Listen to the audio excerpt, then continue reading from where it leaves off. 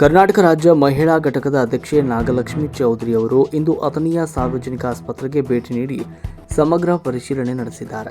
ಸಂದರ್ಭದಲ್ಲಿ ಆಸ್ಪತ್ರೆಯ ವಿವಿಧ ವಾರ್ಡ್ಗಳನ್ನು ವೀಕ್ಷಣೆ ಮಾಡಿ ರೋಗಿಗಳಿಗೆ ನೀಡಲಾಗ್ತಾ ಇರುವ ಚಿಕಿತ್ಸಾ ಸೌಲಭ್ಯಗಳು, ಸ್ವಚ್ಛತೆ, ಔಷಧಿಗಳ ಲಭ್ಯತೆ ಹಾಗೂ ಸಿಬ್ಬಂದಿಯ ಕಾರ್ಯನಿರ್ವಹಣೆ ಕುರಿತು ವಿಶೇಷ ಮಾಹಿತಿಯನ್ನು ಪಡೆದರು. ರೋಗಿಗಳೊಂದಿಗೆ ಮಾತುಕತೆಯನ್ನು ಕೂಡ ನಡೆಸಿದ ಅವರು ಆಸ್ಪತ್ರೆಯಲ್ಲಿ ನೀಡ್ತಾ ಇರುವ ಸೇವೆಗಳ ಬಗ್ಗೆ ಅಭಿಪ್ರಾಯಗಳನ್ನು ಪಡೆದುಕೊಂಡರು. ಕೆಲ ಸಮಸ್ಯೆಗಳು ಮತ್ತು ಕೊರತೆಗಳನ್ನು ಗಮನಕ್ಕೆ ಬಂದ ಹಿನ್ನೆಲೆಯಲ್ಲಿ ಅವುಗಳನ್ನು ತಕ್ಷಣವೇ ಸರಿಪಡಿಸುವಂತೆ ಸಂಬಂಧಪಟ್ಟ ಅಧಿಕಾರಿಗಳಿಗೆ ಸೂಚಿಸಿದರು. ಆಸ್ಪತ್ರೆಯ ಮೂಲಸೌಕರ್ಯ ಅಭಿವೃದ್ಧಿ, ಉತ್ತಮ ಆರೋಗ್ಯ ಸೇವೆ ನೀಡುವತ್ತ ಹೆಚ್ಚಿನ ಗಮನ ಹರಿಸಬೇಕು ಅಂತ ಅಧಿಕಾರಿಗಳಿಗೆ ತಿಳಿಸಿದರು. ಸಾರ್ವಜನಿಕರಿಗೆ ಗುಣಮಟ್ಟದ ಆರೋಗ್ಯ ಸೇವೆ ಒದಗಿಸುವುದು ಮುಖ್ಯ ಗುರಿಯಾಗಿದ್ದು, ಇದಕ್ಕಾಗಿ ಎಲ್ಲರೂ ಸಮನ್ವಯದಿಂದ ಕೆಲಸ ಮಾಡಬೇಕು ಅಂತ ಅಭಿಪ್ರಾಯವನ್ನು ವ್ಯಕ್ತಪಡಿಸಿದರು. ವರದಿ ಕಿರಣ್ ಪಾಟೋಳೆ, ಮಹಾಯುದ್ಧ ನ್ಯೂಸ್, ಅಥಣಿ.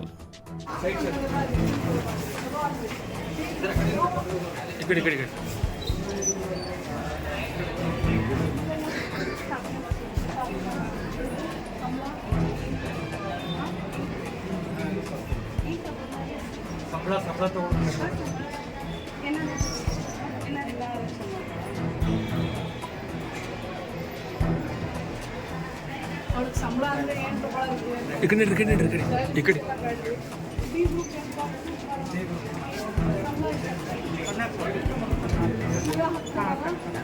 ವಾಪಸ್ ಇಸ್ಕೊಳ್ಳೋದು ಏಜೆನ್ಸಿಯವರು ESI PF ಎಲ್ರಿಗೂ ಕೊಡ್ತಾರಲ್ಲ.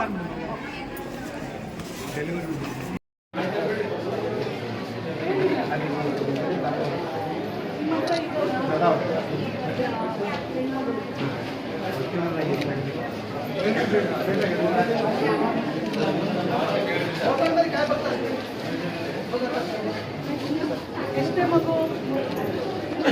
ಮೂರನೇ ಮಗಳು, ಮೊದಲನೇ ಎರಡು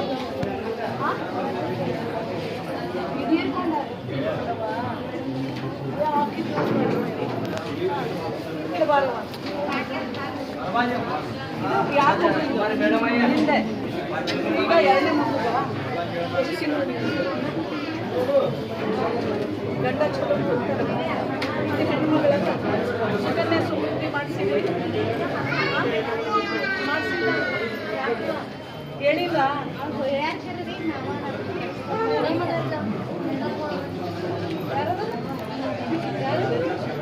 ಅಮ್ಮದಳ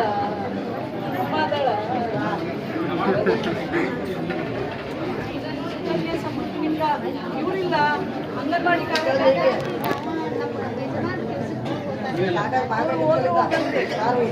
ನಾ ಹೇಳ್ತೀನಿ ಕೇಳ್ತೀರಿ. ಸುಕನ್ಯಾ ಸಮೃದ್ಧಿ ಅಂತ ಸರ್ಕಾರದೊಂದು ಯೋಜನೆ. ನಿನಗೆ ಹೆಣ್ಣು ಮಗಳದಲ್ರಿ, ಹೆಣ್ಣು ಮಗಳ ಹೆಸರಲ್ಲಿ ನೀವು ಒಂದು ಬಾಂಡ್ ಮಾಡಿಸ್ಬೇಕ್ರಿ. ಪೋಸ್ಟ್ ಆಫೀಸ್ ಅದಲ್ಲ, ನೀವು ಅಂಗನವಾಡಿ ಕಾರ್ಯಕರ್ತೆ ಕೇಳ್ರಿ, ಸಹಾಯ ಮಾಡ್ತಾರೆ. ಕೇಳಬೇಕಾಯ್ತಾ? ಅಲ್ಲಿ ಹೋಗಿ ಒಂದು ಬಾಂಡ್ ಮಾಡಿಸ್ಬೇಕ್ರಿ. ನಿಮ್ಮದು ಏನೋ ಆಧಾರ್ ಕಾರ್ಡ್, BPL ಏನು ಕಾರ್ಡ್ ಇದ್ರು ತೊಗೊಂಡೋಗ್ರಿ. ತೊಗೊಂಡೋದ್ಮೇಲೆ ವರ್ಷಕ್ಕೆ 250 ರೂಪಾಯಿ, ಎಷ್ಟು? ಅಷ್ಟರಿಂದ 1.5 ಲಕ್ಷ ಎಷ್ಟನ್ನು ಕಟ್ಬೋದ್ರಿ. ವರ್ಷಕ್ಕೆ ಒಂದ್ಸಲ ಕಟ್ಟಬೇಕ್ರಿ. ಇವಳು 18 ವರ್ಷ ಆಗ್ತಾಳಲ್ರಿ, ಅವಳು ಓದಿಸೋದಿಕ್ಕೆ ರೊಕ್ಕ ಕೊಡ್ತದ್ರಿ ಸರ್ಕಾರ. ನೀನು 1,000 ಹಾಕಿದ್ರೆ ಸರ್ಕಾರನೂ ಅದಕ್ಕೆ ಜಾಸ್ತಿ ಬಡ್ಡಿ ಹಾಕಿ ಕೊಡ್ತೈತ್ರಿ. 21 ವರ್ಷಕ್ಕೆ ನಿನ್ನ ಮಗಳಿಗೆ ಮದುವೆ ಮಾಡ್ತೀನಂದ್ರೆ, ಇಲ್ಲದೇ ಇದ್ರು ಅವಳು 21 ವರ್ಷಕ್ಕೆ ನೀವು ಆ ದುಡ್ಡು ಕಟ್ಟಿರ್ತೀರಲ್ರಿ, ಆ ಪೂರ್ತಿ ರೊಕ್ಕ ಸರ್ಕಾರ ಇನ್ನೂ ಹೆಚ್ಚಿಗೆ ಬಡ್ಡಿ ಹಾಕಿ ನಿಮ್ಮ ಮಗಳಿಗೆ ಕೊಡ್ತಾರ್ರಿ. ಇದು ಭಾಳ ಒಳ್ಳೆ ಯೋಜನೆ. ನಿಮ್ಮ ಹೆಣ್ಣು ಮಕ್ಕಳಿಗೆ ಮಾತ್ರ ಮಾಡಿಸ್ತೀನಿ ಅಮ್ಮ, ಮಾಡಿಸ್ಬೇಕು. ಮಾಡಿಸ್ತೀರಿ? ಎಲ್ಲೋಗ್ಬೇಕು ನೀವು? Post office. ಇದಕ್ಕೆ ಏನಂತಾರ ಯೋಜನೆಗೆ? ಏನ್ರಪ್ಪ ನೀವು ಸರ್ಕಾರದ ಯೋಜನೆಗಳು ತಾಯಂದ್ರಿಗೆ ಬಡವರಿಗೆ ಮುಟ್ಟಿಸ್ಲಿಲ್ಲ ಅಂದ್ರೆ ಹೆಂಗ್ರಪ್ಪ ತಮ್ಮ? ಇಲ್ಲಿ ಹಾಕ್ರಿ ಮಕ್ಕಳಿಗೆ. ಇಲ್ಲಿ ಹುಟ್ಟಿದಾಗ ಅದು ಸುಕನ್ಯಾ ಸಮೃದ್ಧಿದು ಹಾಕ್ರಿ. ಇಲ್ಲಿ ಬರ್ತಿರ್ತೀನಿ ನೋಡವ, ಸುಕನ್ಯಾ ಸಮೃದ್ಧಿ ಆಯ್ತವ. ಮಾತೃವಂದನ ಅದು ರೊಕ್ಕ ಹಾಕರ. ಪ್ರೆಗ್ನೆಂಟ್ ಆದಾಗ ಹಾಕ್ತಾರಲ್ಲ, ಎಷ್ಟು? ಇದು ನೀವು ಮಾಡಿಸ್ಬೇಕ್ರಿ ಮಗಳಿಗೆ. ನಿಮ್ಮ ಮಗಳಿಗೆ ಸರ್ಕಾರ ನೀವು 250 ರೂಪಾಯಿಂದ ಎಷ್ಟು ರೊಕ್ಕ ಕರ್ಕೊಡ್ದು 1.5 ಲಕ್ಷ ತನಕ ಕಟ್ಬೋದ್ರಿ ವರ್ಷಕ್ಕೆ ಒಂದ್ಸಲ. ಕಟ್ತೀರಿ? ಮಾಡ್ತೀರಿ? ಎಲ್ಲ ಕೇಳಿಸ್ಕೊಂಡಿರಿ? ಚಲೋ. ಒಂದು ತಿಂಗಳಿಗೆ ಸುಮಾರು 350-400 ಹೆರಿಗೆ ಮಾಡ್ತಾರೆ. ಖುಷಿ ಏನಂದರೆ 3 ಸ್ತ್ರೀ ತಜ್ಞರಿದ್ದಾರೆ, 3 OBG ಡಾಕ್ಟರ್ಗಳಿದ್ದಾರೆ, ಅನೆಸ್ಥೆಟಿಸ್ಟ್ ಎಷ್ಟು ಜನ ಇದ್ದಾರೆ, 2 ಅನೆಸ್ಥೆಟಿಸ್ಟ್ ಇದ್ದಾರೆ, ರೇಡಿಯೋಲಜಿಸ್ಟ್ ಕೊಡಿ. ಈಗ ಪಕ್ಕದಲ್ಲಿ ತಾಯಿ ಮಕ್ಕಳ ಆಸ್ಪತ್ರೆಯನ್ನು ಕಟ್ತಾ ಇದ್ದಾರೆ, ಅದನ್ನು ನೋಡಿ ನನಗೆ ತುಂಬ ಖುಷಿ ಆಯಿತು. ಯಾಕಂದರೆ ತಾಯಿ ಬಾಣಂತಿಯರು ಮತ್ತು ನಾನು ಪ್ರತಿಯೊಂದು ಅಂದರೆ ಗರ್ಭಿಣಿಯರನ್ನ, ಬಾಣಂತಿಯರನ್ನ, ಅವ್ರನ್ನ ಕರ್ಕೊಂಬಂದಂಥ ಅಟೆಂಡರ್ಸ್ನ ಎಲ್ಲರನ್ನೂ ಮಾತಾಡಿಸಿದ್ದೀನಿ. ಡಾಕ್ಟ್ರ್ ಬಗ್ಗೆ ಅವರೆಲ್ಲರೂ ಪ್ರಶಂಸೆಯನ್ನು ವ್ಯಕ್ತಪಡಿಸಿದ್ದಾರೆ. ಇಷ್ಟೇ ಏನಂತಂದರೆ ಸರ್ಕಾರದ ಯೋಜನೆಗಳ ಬಗ್ಗೆ ಮಾಹಿತಿ ಇಲ್ಲ, ಅದು ನಮಗೆ ಭಾಳ ಬೇಜಾರು ಅನಿಸಿದ್ದು. ಯಾಕಂದರೆ ಎಲ್ಲ ಬಡವರು, ಅವ್ರಿಗೆ ಆ ಮಾಹಿತಿಗಳ ಕೊರತೆ ಇರಬಾರ್ದು. ಹಾಗಾಗಿ ನಾನು ನಮ್ಮ THO ಅವ್ರಿಗೆ ಹೇಳಿದ್ದೀನಿ, ಎಲ್ಲವನ್ನ ಹಾಕಿ ಡಿಸ್ಪ್ಲೇ ಮಾಡಿ, ಒಂದು TV ಹಾಕಿ. TV-ನಲ್ಲಿ ಇಲ್ಲೆಲ್ಲ ಜನ ಕೂತ್ಕೊಂಡಿದ್ದಾಗ ಅದು ಹೋಗ್ತಾ ಇರುತ್ತೆ ಮಾಹಿತಿ, ಅದರಿಂದ ಜನ ಮಾಹಿತಿ ತಿಳ್ಕೊಳ್ತಾರೆ. ಅದು ABRK ಇರ್ಬೋದು, ಸುಕನ್ಯಾ ಸಮೃದ್ಧಿ ಇರ್ಬೋದು, ಬೇಟಿ ಬಚಾವ್ ಎಲ್ಲ ಹೆಣ್ಮಕ್ಳಿಗೆ ಏನಿದೆ ಎಲ್ಲವೂ ಈ ಟೀಕಾಸ್ಟೋನ್, ಆಮೇಲೆ ಜನನಿ ಶಿಶು ಸುರಕ್ಷಾ ಯೋಜನೆಯಡಿ ಏನೇನೆಲ್ಲ ಅವ್ರಿಗೆ ಸಿಗತ್ತೆ ಎಲ್ಲವೂ ಅದು ಒಂದು ಮಾಹಿತಿ ಕಡಿಮೆ ಇದೆ. ಮತ್ತು ಶೌಚಾಲಯದಲ್ಲಿ ಈ ಸಿಂಕ್ಗಳೆಲ್ಲ ಕೆಲಸ ಮಾಡ್ತಾ ಇದ್ರು, ಟ್ಯಾಪ್ಗಳೆಲ್ಲ ಆಫ್ ಆಗಿದ್ದಾವೆ, 360 ಡಿಗ್ರಿ ತಿರುಗ್ತಾ ಇದ್ವು. ಬಟ್ ಆದರೆ ಪೇಷಂಟ್ಸ್ಗೆ ಕುಡಿಯೋ ನೀರಿನ ವ್ಯವಸ್ಥೆ ಮತ್ತು ಬಿಸಿ ನೀರು ಬೇಕಾಗಿ ಎಲ್ಲವನ್ನೂ ಕೊಡ್ತಾ ಇದ್ದಾರೆ. ಅದರಲ್ಲಿ ಯಾರು ಪೇಷಂಟ್ಸ್ ಕಂಪ್ಲೇಂಟ್ ಮಾಡಲಿಲ್ಲ. ಮತ್ತು ಆಚೆ ಕಡೆ ಇದು ಏನು ಮದ್ದು ಮಾತ್ರೆ ಕೊಡೋ ವಿಷಯದಲ್ಲಿ ಅಲ್ಲಿ ಕ್ಯೂವಲ್ಲಿ ನಿಂತಿದ್ದವರು ಒಂದಷ್ಟು ಜನ ಎಲ್ಲ ಕೊಡ್ತಾರೆ ಅಂದರು, ಒಂದಷ್ಟು ಜನ ಇಲ್ಲ ಮೇಡಮ್ ಗುಲಾಮ್ ಇದ್ದರೆ ಎಲ್ಲ ಆಚೆ ಕಡೆ ಬರ್ಕೊಡ್ತಾರೆ ಅಂತಂದರು. ಒಂದು ತಾಯಿನೂ ಅಷ್ಟೇ ಕೆಮ್ಮಿಗೆ ಬಂದಿದೆ ಆಚೆ ಬರ್ಕೊಡ್ತಾರೆ ಅಂದರು. ಆ್ಯಕ್ಚುಲಿ ಕೆಲವೊಂದು ಆಸ್ಪತ್ರೆಗಳಿಗೆಲ್ಲ ಫಂಡ್ಸ್ ಇಲ್ಲ, ಫಂಡ್ಸ್ ಕಡಿಮೆ ಇದೆ, ಹಾಗಾಗಿ ನಾವು ಹೊರಗಡೆ ಕೊಡ್ತಿದ್ದೀವಿ ಅಂತ ಹೇಳ್ತಾರೆ. ಬಟ್ ಆದರೆ ಮನಸ್ಸು ಮಾಡಿದ್ರೆ ಎಲ್ಲವನ್ನೂ ಮಾಡ್ಬೋದು. ಯಾಕಂದರೆ ನಾನು ಇಡೀ ಕರ್ನಾಟಕ ಓಡಾಡ್ತಾ ಇದ್ದೀನಿ, ಫಂಡ್ಸ್ನೂ ತರ್ಬೋದು, 3 ತಿಂಗಳು ಸ್ಟಾಕ್ ಇಟ್ಕೋಬೋದು.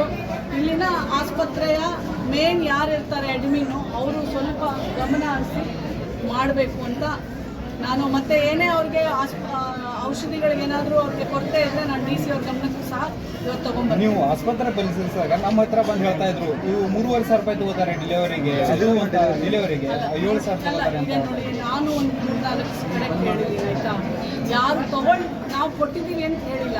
ಆಮೇಲೆ ಇವೆಲ್ಲ ಪತ್ರಕರ್ತರು, ನಾನು ಯಾಕೆ ಹೇಳ್ತೀನಿ ನೋಡಿ, ಒಂದು ಡಾಕ್ಟ್ರನ್ನ ನಾವು ದೂಷಣೆ ಮಾಡಬೇಕಾದ್ರೆ ನಮ್ಮ ಹತ್ರ ಅಲ್ಲಿ ಎವಿಡೆನ್ಸ್ ಇರಬೇಕು. ಸುಮ್ಮನೆ ಹೇಳೋದು ತಪ್ಪು. ಯಾಕೆ ಅಂತಂದರೆ ನಾನು ಎಷ್ಟೋ ಆಸ್ಪತ್ರೆಗಳಲ್ಲಿ ನೋಡಿದ್ದೀನಿ, ಡಾಕ್ಟ್ರುಗಳಿಲ್ಲ ರೀ. ಇಲ್ಲಿ ನನಗೆ ಖುಷಿ ಏನಾಗಿದೆ ಅಂದರೆ 3 OBG ಡಾಕ್ಟ್ರುಗಳಿದ್ದಾರೆ ಇಲ್ಲಿ. ನಾವು ಪ್ರತಿ ಸಲ ನಾವು ಡಾಕ್ಟ್ರಿಗೆ ದೂಷಣೆ ಮಾಡ್ಕೊಂಡೋದ್ರೆ ಅವ್ರು ಬಿಟ್ಟೋದ್ರೆ ನೀವು ಯಾರು ಕೇಳೋಕ್ಕೂ ಆಗೋದಿಲ್ರಿ. ಹಾಗಾಗಿ ನಾವು ಯಾವುದೇ ಒಂದು ಡಾಕ್ಟ್ರ್ ಮೇಲೆ ಒಂದು ಅಪರಾಧ ವಹಿಸ್ಬೇಕು ಅಂತಂದರೆ ಅಲ್ಲೇ ಎವಿಡೆನ್ಸಸ್ನ ಕ್ರೋಢೀಕರಣ ಮಾಡ್ಕೊಂಡು ನೀವು ಹೇಳಿದಾಗ ನಾವು ಪ್ರಶ್ನೆ ಮಾಡ್ತೀನಿ ರೀ. ನೀವು ನೋಡಿದ್ದೀರಾ, ನಾನೇನು ಸುಮ್ಮನೆ ಇರೋದಿಲ್ಲ ರೀ, ಬಿಡೋದು ಇಲ್ಲ. ಅದು ಹೆಚ್ಚಿನ ಎಲ್ಲ ಮಟ್ಟಕ್ಕೂ ತೊಗೊಂಡೋಗ್ತೀನಿ ರೀ. ನಾನು ಎಲ್ಲ ಚೀಫ್ ಸೆಕ್ರೆಟರಿ ತನಕ ಬರೀತೀನಿ ರೀ. ಹಾಗಾಗಿ ನನಗೆ ಇಲ್ಲಿ ಆಸ್ಪತ್ರೆಯಲ್ಲಿ ಯಾರೇ ಆಗಲಿ ನನಗೆ ಬಂದು ಹೇಳಲಿಲ್ಲ, ಅವ್ರ ಅಟೆಂಡರ್ಸು ಹೇಳಲಿಲ್ಲ, ತಾಯಂದಿರು ಹೇಳಲಿಲ್ಲ, ಬಾಣಂತಿ ಗರ್ಭಿಣಿಯರ ಜೊತೆ ಇರ್ತಾರಲ್ಲ ಅವರನ್ನು ಕೇಳಿನಿ, ನಿಮ್ಗೆ ರೊಕ್ಕ ಇಸ್ಕೊಂಡಾರ ಏನು, ಯಾರೂ ಹೇಳಲಿಲ್ಲ ರೀ. ಹಾಗಾಗಿ ನಾನು ಹೇಳಲಿಕ್ಕೆ ಆಗೋದಿಲ್ಲ ರೀ. ಅಂಜಿ ಅಂತ ಹೇಳಿದಾಗ ಡಾಕ್ಟ್ರ್ ಮೇಲೆ ನಾನು ಅಪರಾಧ ಒಪ್ಸಕ್ಕೆ ಆಗೋದಿಲ್ಲಪ್ಪ ತಮ್ಮ.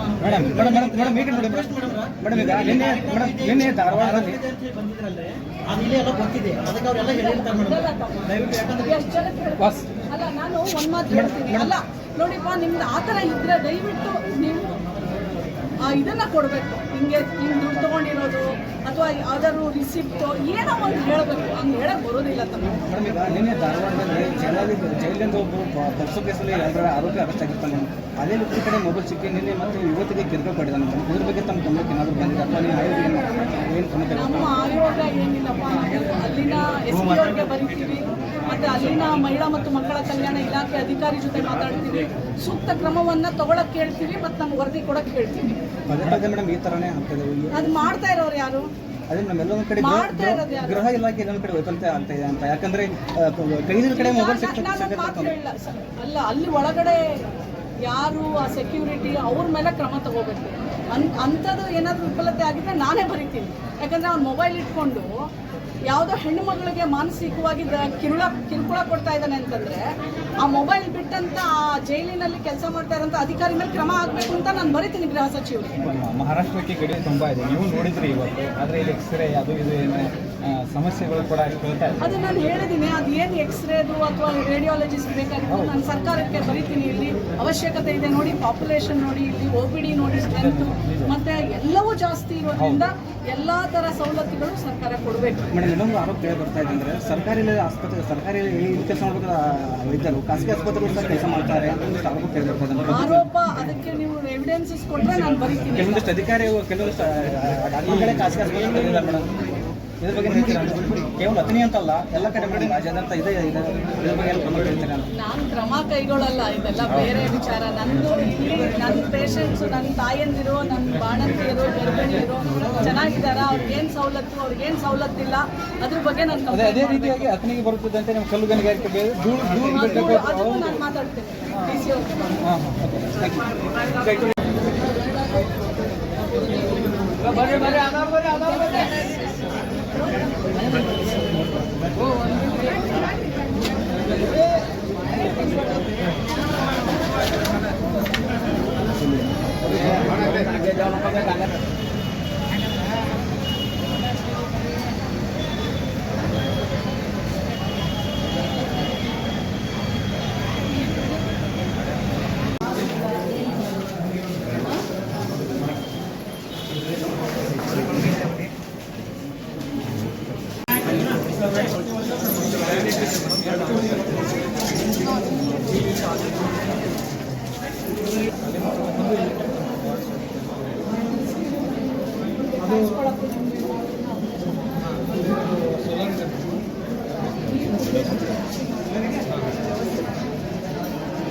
ಸಿಸ್ಟರ್ಸ್ ಕೊಡ್ತಾರೆ,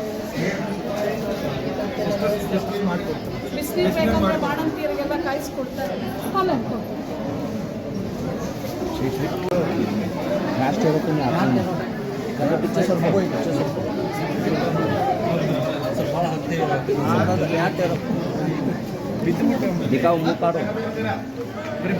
ಆಯ್ತಾಯ್ತು.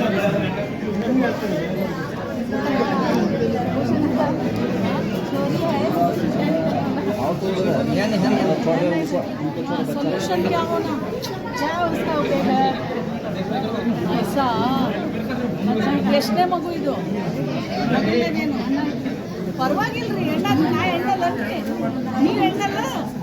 ಹಾಂ ಹೌದ್ರಲ್ರಿ, ನಾ ಹೆಣ್ಣಲ್ಲಿ ಇದೀವಿ ನೋಡ್ರಿ, ಅಳ್ಬೋದ್ರಿ. ಯಾರ್ದ್ರಿ ಮಗು ಹೇಳಿದ್ರಿ? ಗಂಡ ಏನಂತಾರೆ? ಏನು ಟೈಮ್ ಮಕ್ಕಳು ಪ್ರೀತಿ ಮಾಡ್ತಾರ, ಮಕ್ಕಳು ಯಾಕೆ ಹಳ್ಳಿಕತ್ತೀರಿ?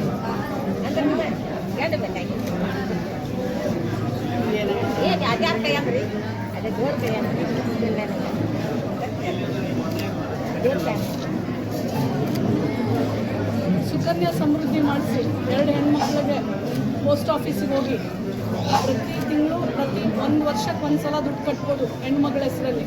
250 ರೂಪಾಯಿಂದ 1.5 ಲಕ್ಷದವರೆಗೂ ಎಷ್ಟಾದರೂ ಇರಲಿ. ವರ್ಷಕ್ಕೆ ಒಂದು 10,000 ಇತ್ತು, 10,000 ಕಟ್ರಿ. ಮತ್ತು ಮುಂದಿನ ತಿಂಗಳು 5,000 ಇನ್ನೊಂದು ಜನ 500 ಕಟ್ರಿ. ಅಕ್ಕಿಗೆ 18 ವರ್ಷಕ್ಕೆ ಓದ್ಲಿಕ್ಕೆ ರೊಕ್ಕ ಕೊಡ್ತದೆ ಸರ್ಕಾರ, 21 ವರ್ಷಕ್ಕೆ ಫುಲ್ ರೊಕ್ಕ ಕೊಡ್ತಾರೆ. ಹೆಚ್ಚು ಬಡ್ಡಿ ಹಾಕಿ ಸರ್ಕಾರ ನಿಮಗೆ ಮಗಳಿಗೆ ಒಳ್ಳೇದಾಗ್ಲಿಕ್ಕೆ ಕೊಡಿಸ್ತಾರೆ. ಅದು ಮೊದಲು 2 ಮಕ್ಕಳಿಗೆ ಅಷ್ಟೇ ರೀ. अर्थ है? 2 बच्चों के ऊपर भाग्य लक्ष्मी चलते हैं, बोले तो फायदा ये सुकन्या समृद्धि है। पहला भाग्य लक्ष्मी का अभी चेंज हो गया तो एक बच्चे का मेरा थी भाग्य लक्ष्मी कैंसल हुआ. वो कुछ कैंसल नहीं हुआ, यारी ಮಾಡಿಸಿದ ನಾವು ಕೊಡ್ತಿದ್ರಲ್ಲ ಕ್ಯಾನ್ಸಲ್ ಆಗಿ ಚೋರಿ का ಅದರ ಸಾಸ್ ಚೋರಿ का ಕ್ಯಾನ್ಸಲ್ ಯಾವ ಊರವ नंबर दे उनको तुम्हारा सहाय ಮಾಡ್ತಾರೆ. चोरी पैदा हुए बोलते आंखों में आंसू नहीं आना हुआ.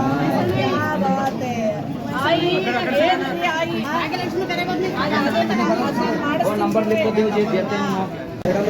मैडम केस पेपर 7 रुपये तो होता है. ಎಲ್ಲ ಈಗ ಮಾಡಿದ್ದಾರೆ, ಅದು ಸರ್ಕಾರ ಮಾಡಿದೆ. ಮೇಡಮ್ OPD ಕಾರ್ಡ್ ಮಾಡಿದ್ದಾರೆ. ಮೇಡಮ್ 10 ರೂಪಾಯಿ ಇಲ್ದಿರೋರ್ನು ನೋಡಬೇಕು ಅಂತ ಹೇಳ್ರಪ್ಪ. ಮೇಡಮ್ ಇದು ಮನೆ ತಹಶೀಲ್ದಾರ್ ಸರ್ ಗಮನಕ್ಕೂ ತಂದು ನಾವು ಶಿವನೂರಾಗ ಬೋರ್ ನೋಡ್ರಿ ಈ ಥರ ಅವಸ್ಥೆ ಆಗೈತೆ ರೀ ಶಿವನೂರ್ದಾಗ ಇದು ನೋಡ್ರಿ ಹೊಸ ಬೋರ್ ಕುಣಿಸಕ್ಕೆ ಇವ್ರಿಗೆ ಹೇಳಿವಿ, ಇವ್ರು ಫೋನ್ದಾಗ ಹ್ಞೂ ಅಂದ್ರೆ ವಿಡಿಯೋ ಸರ್ 4 ಸಲ ಹೇಳಿವಿ, ಬರ್ತಾರೆ ವಿಸಿಟ್ ಮಾಡ್ತಾರೆ ಹೋಗ್ತಾರೆ ಶಿವನೂರು ಇಲ್ಲಿ 11 ಕಿಲೋಮೀಟರ್ ಅದಾಗ ಎಲ್ಲಿ ಮಾಡಿ ಕೆಲಸ ಏನು ಮಾಡ್ತಾರೆ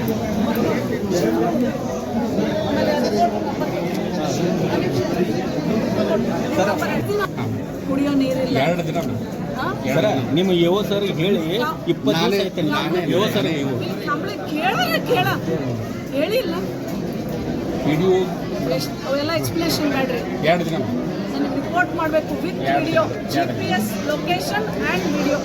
ನನಗೆ ಅಲ್ಲಿ ನೀರು ಬರಬೇಕು, ವಾಪಸ್ ರಿಪೇರಿ ಮಾಡಿ ಆ ಜನರ ಜೊತೆ ಮಾತಾಡಿ ನೀವು ಕಳಿಸ್ಬೇಕು, ಫಾಲೋ ಅಪ್ ಮಾಡಿ.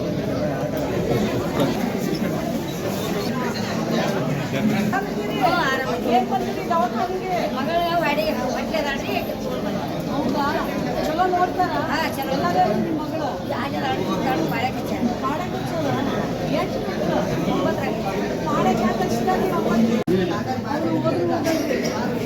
ನಾನು ಹೇಳ್ತೀನಿ ಕೇಳ್ತೀನಿ. ಸುಕನ್ಯಾ ಸಮೃದ್ಧಿ ಅಂತ ಸರ್ಕಾರದ ಒಂದು ಯೋಜನೆ.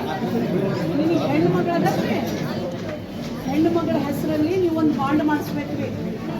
ಪೋಸ್ಟ್ ಆಫೀಸ್ ಅದಲ್ಲ, ನೀವು ಅಂಗನವಾಡಿ ಕಾರ್ಯಕರ್ತೆ ಕೇಳ್ರಿ, ಸಹಾಯ ಮಾಡ್ತಾರೆ.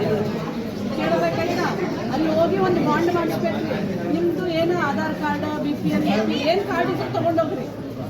ತೊಗೊಂಡೋದ್ಮೇಲೆ ವರ್ಷಕ್ಕೆ 250 ರೂಪಾಯಿ, ಎಷ್ಟು? ಅಷ್ಟರಿಂದ 1.5 ಲಕ್ಷ ಎಷ್ಟಾದ್ರೂ ಕಟ್ಬೋದ್ರಿ. ವರ್ಷಕ್ಕೆ ಒಂದ್ಸಲ ಕಟ್ಟಬೇಕು. ಇವಳು 18 ವರ್ಷ ಆಗ್ತಾಳಲ್ರಿ, ಅವ್ರು ಓದಿಸೋದಕ್ಕೆ ರೊಕ್ಕ ಕೊಡ್ತಾರೆ ಸರ್ಕಾರ. ನೀನು 1,000 ಹಾಕಿದ್ರೆ ಸರ್ಕಾರನೂ ಅದಕ್ಕೆ ಜಾಸ್ತಿ ಬಡ್ಡಿ ಹಾಕಿ ಕೊಡ್ತೈತಿ. 21 ವರ್ಷಕ್ಕೆ ನಿನ್ನ ಮಗಳದ್ದು ಮದುವೆ ಮಾಡ್ತೀನಂದ್ರೆ, ಇಲ್ಲದೇ ಇದ್ರು ಅವಳು 21 ವರ್ಷಕ್ಕೆ ನೀವು ಆ ದುಡ್ಡು ಕಟ್ಟಿರ್ತೀರಲ್ರಿ, ಆ ಪೂರ್ತಿ ರೊಕ್ಕ ಸರ್ಕಾರ ಇನ್ನೂ ಹೆಚ್ಚಿಗೆ ಬಡ್ಡಿ ಹಾಕಿ ಮಕ್ಕಳಿಗೆ ಕೊಡ್ತಾರೆ. ಇದು ಭಾಳ ಒಳ್ಳೆ ಯೋಜನೆ. ನಿಮ್ಮ ಹೆಣ್ಣು ಮಕ್ಕಳು ಔಷಧಿ ಎಲ್ಲ ಕೊಡ್ತಾರ, ಏನು ಹೊರಗೆ ಬರ್ಕೊಡ್ತಾರ? ಹೊರಗೆ ತಗೋ ಅಂತ ಹೇಳ್ತಾರ.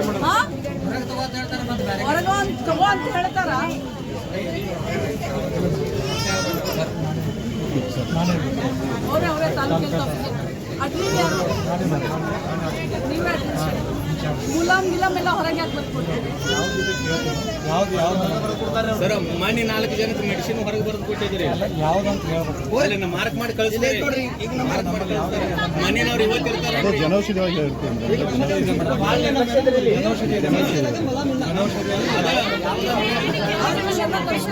ಸ್ಯಾಂಕ್ಷನ್ ಮಾಡಿದ್ದಾರೆ.